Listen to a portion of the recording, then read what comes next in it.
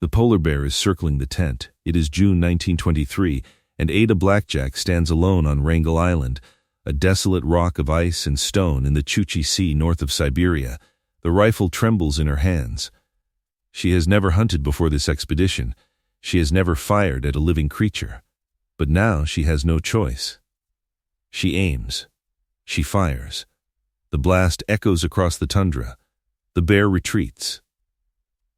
For now, inside the tent behind her lies the body of Lorne Knight, dead from scurvy 3 days ago.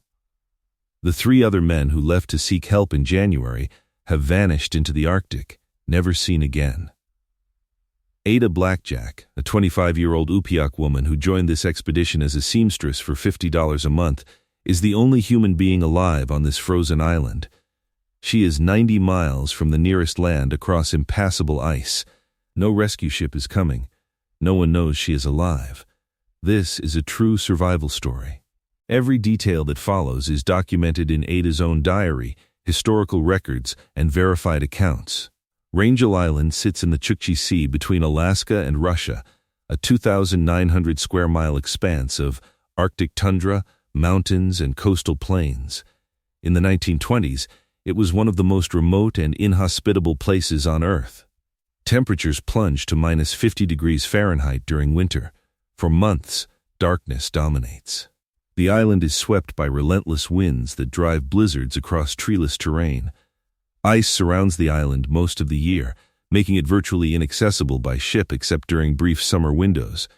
The landscape offers little shelter, no trees for firewood, only scattered driftwood deposited along rocky beaches. Wildlife exists, but sparsely. Arctic foxes, seals along the coast, and migratory birds in summer. Polar bears are drawn by the scent of any living thing. Historical records show that hunting on Wrangel Island was far more difficult than promised. Game was neither abundant nor easy to secure, especially for those without expert survival skills. The psychological weight of such isolation cannot be overstated. From Wrangel Island in 1923, Ada could see nothing but ice and gray water in every direction. The nearest human settlements lay hundreds of miles away. The crushing silence of the Arctic, broken only by wind and the occasional cry of a bird, surrounded her. According to contemporary accounts, most people would have considered survival under such conditions impossible, especially for a woman with no wilderness training. Ada Delutuk was born on May 10, 1898, in Spruce Creek, a small settlement 8 miles from Solomon, Alaska. When her father died of food poisoning when she was 8 years old, her mother sent Ada and her sister Rita to a Methodist mission school in Nome, where missionaries taught her to read English and sew, skills that would later save her life. At 16, Ada married Jack Blackjack, a former hunter and dog-sled driver. She gave birth to 3 children, but tragically only one, her son Bennett, survived past infancy. Jack Blackjack abused Ada and eventually deserted her and Bennett after only 5 years of marriage. Ada obtained a divorce, then walked 40 miles with her sick son to Nome, where her mother lived. Bennett suffered from chronic tuberculosis. Ada cleaned houses and sewed clothes for miners, but could not afford his medical treatment. She was forced to place him in the Jesse Lee Home for Children, an orphanage that could provide the care he needed. The separation devastated her. Ada became committed to one goal, making enough money to reunite with her son. In 1921, Nome Police Chief E.R. Jordan told Ada about an Arctic expedition recruiting Inuit participants. The mission, Jordan explained, needed someone to sew fur clothing. Ada spoke English and was an excellent seamstress. She might be perfect. The pay was $50 per month, an unheard of sum for her at the time. The expedition was financed and planned by Vilhjalmur Stefansson, a celebrated and controversial Canadian explorer who had written extensively about the friendly Arctic. Stefansson believed the Arctic could be easily habitable for those willing to adapt. He wanted to establish a permanent settlement on Wrangel Island, to claim it for Canada or the United Kingdom, as various nations disputed sovereignty over the territory. Stefansson remained behind to fundraise.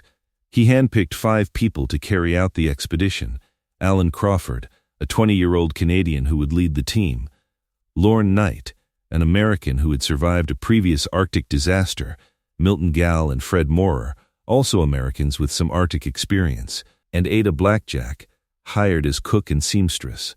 Ada had deep misgivings.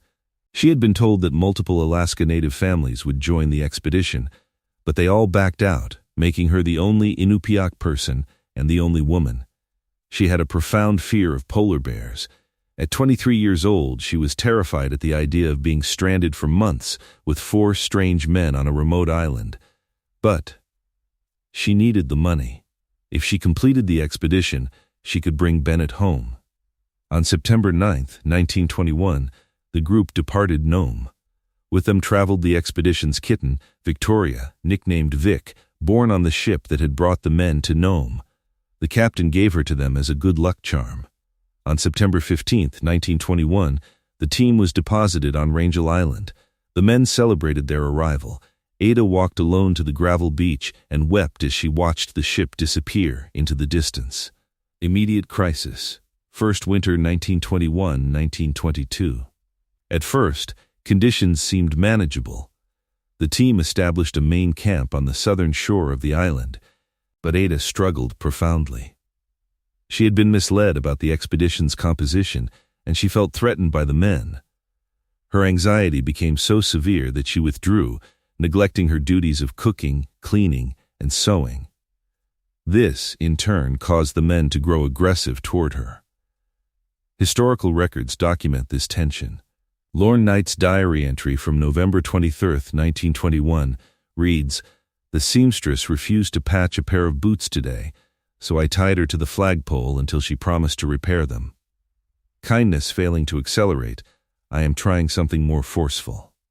But Ada made a decision. According to the National Park Service account, she decided resolutely that she needed to survive for her son, and the fog eventually lifted. She threw herself into her work. As winter descended, the 5 people and 1 cat established an uneasy functioning community. Summer 1922 arrived. The sea ice broke up. The expedition members eagerly awaited their relief ship, which was supposed to bring fresh supplies and mail from home. Summer passed. No ship appeared on the horizon. What the team did not know, the new Bolshevik government of Russia had decided to officially claim Wrangel Island. The Canadian government, which had funded the original voyage, was reluctant to challenge them. Stefansson was forced to seek outside investors to fund a relief ship. By the time he secured the money, sea ice had already blocked the ship's passage. The breaking point. Winter 1922-1923. As the old descended again, the group's supplies had dwindled catastrophically. Stefansson had assured them that game would be plentiful on the island. Historical records confirmed this was false. The team found hunting extremely difficult. They were running out of ammunition. They were growing weaker. Lorne Knight began showing alarming signs of scurvy, bleeding gums, loosening teeth, extreme fatigue, swelling. Scurvy results from vitamin C deficiency, typically prevented by consuming fresh meat or vegetables. But the team could not secure enough games. In desperation, on January 7, 1923, Alan Crawford, Milton Gall, and Fred Moorer made a fateful decision. They would take the remaining sled dogs and cross 90 miles of frozen Chukchi Sea to Siberia to seek help. Knight, too sick to travel, would remain behind with Ada. The 3 men departed. They were never seen again. Historical records indicate they likely died on the ice, though their fate remains officially unknown. Alone with death, January-June 1923. Ada Blackjack and Lorne Knight were now alone on Wrangel Island with the expedition cat Vic. Tension between Ada and Knight became visceral as his scurvy progressed. He became bedridden. Ada also began showing symptoms of scurvy, but her condition was less severe. She found herself solely responsible for tasks that had previously required 5 people: hunting, trapping, gathering wood, maintaining shelter, and caring for an increasingly incapacitated man. According to her diary entry from May 24th, 1923, I was over to the traps today. Nothing but Raven track. And I shot a shotgun one time. I took an empty tea tin and shot it. I shot right in it. That's pretty good for first-time shooting. And I cleaned both shotguns. Ada, who had never hunted before, taught herself to use the rifle. She practiced until she could hit targets. She hunted foxes. She defended the camp from polar bears approaching in search of food. She gave most of the food she secured to Knight, hoping to save his life. She cared for his bedsores, read to him from books in the camp, and tried desperately to nurse him back to health. On June 23, 1923, Lorne Knight died. Ada documented it in her diary with a typewritten insert, Wrangel Island. June 23rd, 1923. The date of Mr. Knight's death. He died on June 23rd. I don't know what time he died, though. Anyway, A.E. wrote the date, just to let Mr. Stefansson know what month he died and what day of the month. Written by Mrs. Ada B. Jack. Ada could not bear, physically or emotionally, to move Knight's body from his sleeping bag. Instead, she constructed a barricade of wooden boxes around him to protect the corpse from animals. Then she moved herself and Vic to the storage tent. Ada Blackjack was completely alone. She was 25 years old. Solitary endurance, June-August 1923. What happened next is documented in Ada's diary, which is preserved in its entirety in the Dartmouth College Library digital collections and in the physical evidence found when rescuers arrived. Ada reinforced the storage tent walls with driftwood scavenged from the beach. She built a sleeping platform. She fashioned a makeshift stove from empty kerosene cans. She constructed an observation deck on top of the tent so she could watch for polar bears and for any approaching ships. She taught herself to build umiat, traditional Inupiaq skinboats, for hunting seals along the coast. She trapped Arctic foxes. She collected bird eggs during the summer months. She hunted birds. She processed seal blubber, documented in a photograph taken when rescuers arrived, showing her scraping a seal skin with an ulu, a curved Inupiaq knife. All this while suffering from scurvy herself. Documented symptoms include bleeding gums, fatigue, and joint pain. All this while entirely alone, except for Vic the cat. Her diary entry from April 1, 1923, reveals her mindset. If anything happens to me and my death is known, there is a black strip for Bennett's school book bag for my only son. I wish you would please take everything to Bennett that belongs to me. I don't know how much I would be glad to get home to folks. Ada even sewed a pair of moccasins for Bennett to give him if she returned to Nome. On August 20th, 1923, Ada Blackjack awoke to a noise outside her tent. She rushed out. Breaking through thick fog was a ship. She ran to the beach expecting to see Alan Crawford, Milton Gall, and Fred Moorer. But the man who greeted her was Harold Noyce, a colleague of Stefansson's who had been sent with a rescue vessel. With his first words, Ada understood. She was the only survivor.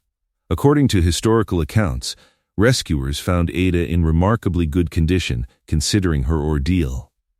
The camp showed clear evidence of her ingenuity: the reinforced tent, the observation platform, the umiat she had constructed, the fox pelts she had trapped and prepared, the implements she had created from available materials. On August 19, 1923, exactly 2 years after the expedition had been deposited on Wrangel Island, Ada Blackjack was rescued. She had survived approximately 8 months completely alone after the 3 men departed, and nearly 5 months alone after Knight's death. She brought with her the expedition cat, Victoria, who had survived alongside her. Ada returned to Nome and was immediately met with a media frenzy.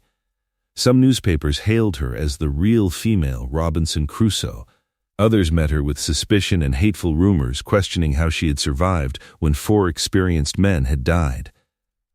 Ada wanted none of the attention.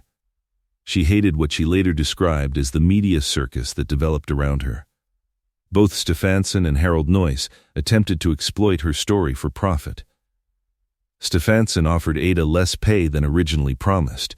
She accepted it, desperate to reunite with Bennett. She received her expedition salary and a few $100s for the furs she had trapped on Wrangel Island. Stefansson later published a book based partly on Ada's diary, promising her royalties. Historical records confirm she received nothing. Ada used her earnings to take Bennett from the orphanage to Seattle, Washington, to treat his tuberculosis. On September 14, 1924, she gave birth to her second son, Billy Blackjack Johnson. But Ada soon contracted tuberculosis herself.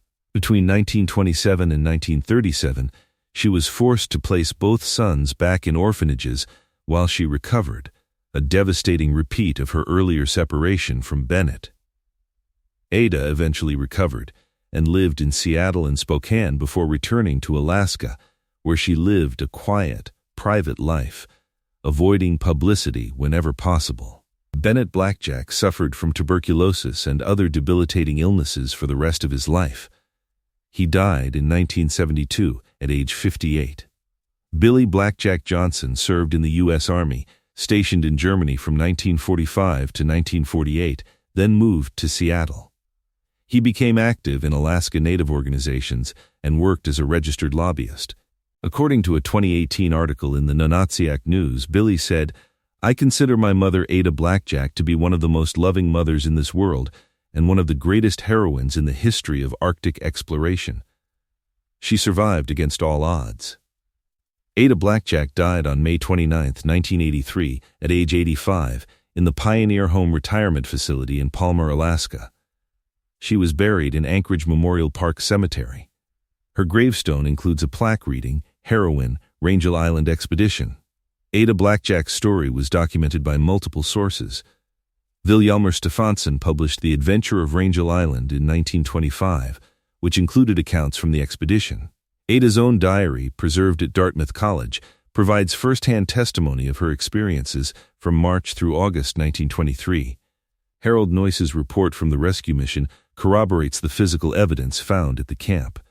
In 2003, Jennifer Niven published Ada Blackjack, a true story of survival in the Arctic, bringing renewed attention to her story.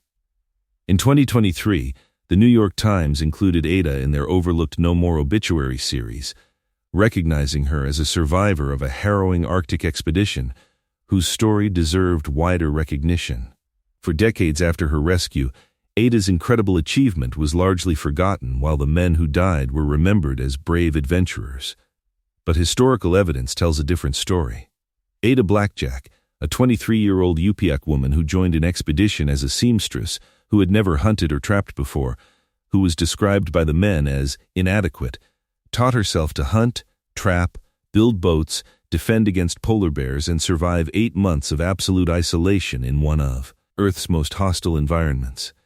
She did it all for one reason: to return to her son.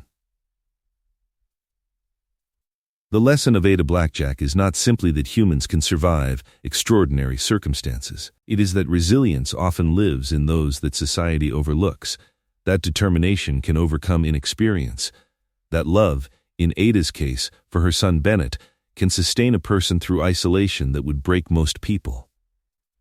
Ada's diary remains accessible to anyone who wants to read her own words. Her story is not a myth or embellishment. It is documented, verified, and real. She was a seamstress who became a survivor, a mother who endured 2 years of Arctic hell to return to her child, an Yup'ik woman whose name deserves to be spoken alongside the most celebrated explorers in history. If stories like this move you, true accounts of endurance documented in diaries, preserved in archives, verified by historical evidence, then remember the name Ada Blackjack. Remember that history is full of overlooked heroes. And remember that the will to survive, when fueled by love, can accomplish the impossible.